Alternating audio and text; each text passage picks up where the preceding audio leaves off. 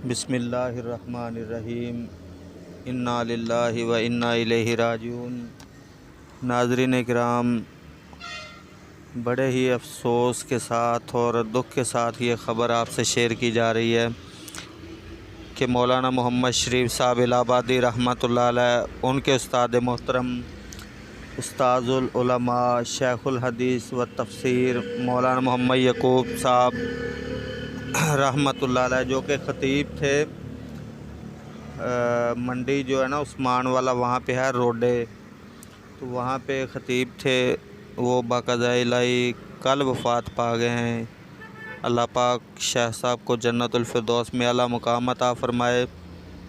शाह साहब माशाल्लाह एक बहुत ही अच्छे ख़तीब, बहुत अच्छे उस्ताद और बहुत अच्छे इंसान थे।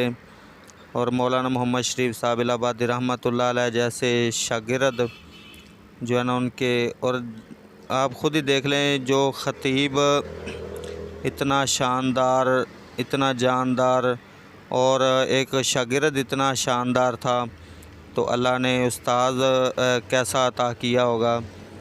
माशाल्लाह बहुत ही अच्छे एक ख़तीब थे, एक ख़तीब बहुत ही अच्छे थे। अल्लाह पाक उनको जन्नतुल फिरदौस में आला मुकाम